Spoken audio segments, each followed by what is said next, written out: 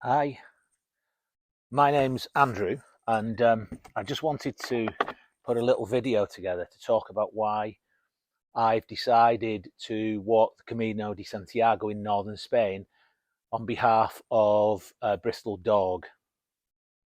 Those of you that know me will already know that I've been involved in rehoming of greyhounds in one way or another for over a decade, and we've welcomed four of them into the house, or various houses, over the last 13 years or so.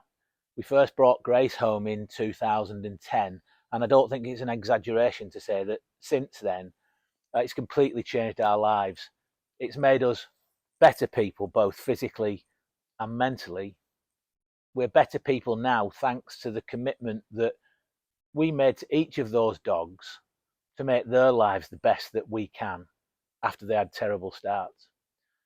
About a year ago, we adopted Dolly from a very small charity based in Somerset called DAWG. She was only 18 months old, and taking such a young girl was a bit of a new experience for us because she's a real rascal. Like most rescues, DAWG does a fantastic job in an increasingly difficult environment for all charities. DAWG is largely volunteer run, with just a couple of employees taking day-to-day care of their kennels near Bristol. They currently rehome about one dog every week. They're largely young dogs. Most come from Ireland, and they've never made it to the racetrack or, in Dolly's case, to the her coursing field. And when you take a dog from DAWG, they ask for a donation of £300, which doesn't cover the costs of actually bringing the dog over, neutering it, making sure it's healthy, and getting it into a situation where it can be rehomed. But when you consider how much people are paying for designer mongrels these days, it's an absolute snip. We often hear from rescue charities that they are being swamped with dogs, as owners who jumped on that bandwagon for the designer mongrels can no longer cope with the cost or the commitment of keeping the dog.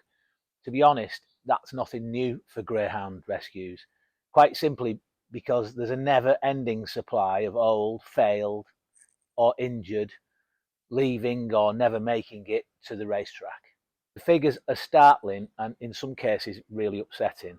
And when you factor in the money these animals make for private companies and shareholders, it's quite sickening.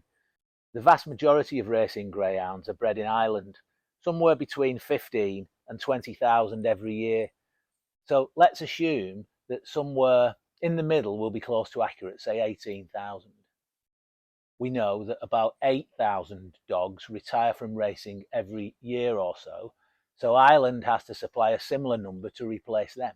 But not all young dogs make the grade, so as registering a greyhound costs a breeder money, those deemed unworthy are never registered. So by my reckoning, that's an estimate of 10,000 young greyhounds that are unaccounted for annually. So just let that sink in for a minute. 10,000 puppies disappear. If that happened to cockapoos or labradoodles, it would be a national scandal. It's really hard to get facts and figures from the Greyhound Board of Great Britain about what happens to dogs when they retire. But what we do know is that about 4,000, or half of those, are rehomed through various charities. So that's another 4,000 dogs, which again simply disappear without trace.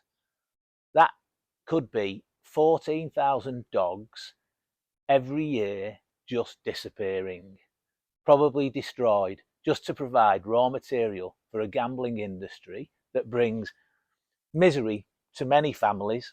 And I say that as somebody who formerly owned shares in a racehorse and for many years wrote a column on sports betting. I've been to the dogs. I went there. I was that man. So let's take a little look at the greyhound racing and its link to the massive betting industry.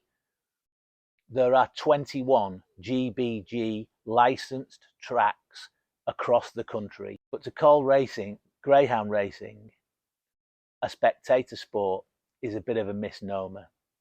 From about 10 in the morning until 10 at night, there is a race about every 7 minutes in the UK, and more than 90% of those have no paying spectators. They are run simply to provide betting opportunities for online gamblers and for the 6,000 or so betting shops in the UK.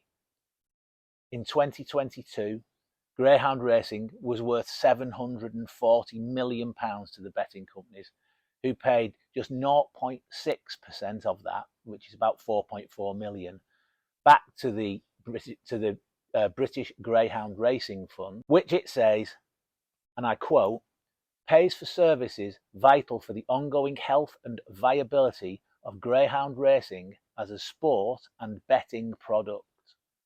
Note the emphasis on betting product, not the health and welfare of the dogs. That money will not make a difference to the vast majority of greyhounds. So, in summary, 8,000 racing dogs in the UK make a total of £740 million for the betting industry. That works out at an average of £92,500 for every racing dog. And in return, the betting industry gives a voluntary levy of just £550 per dog.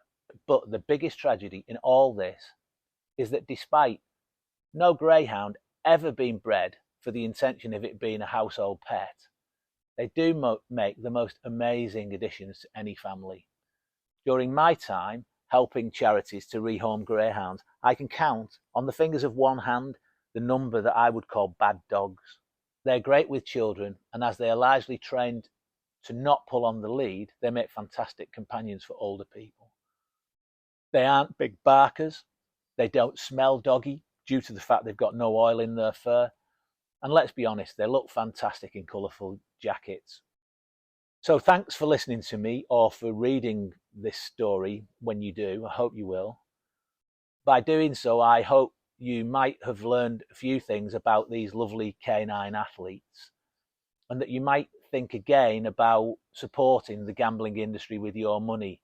But also, if your heartstrings have been tugged enough to make a donation, no matter how small, then you will have my immense gratitude, and I know the money will go to helping more dogs like gorgeous Dolly to find their place on a sofa where they will be loved. Thank you.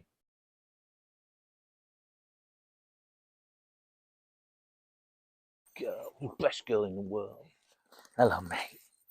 You're such good dogs, aren't you, hey?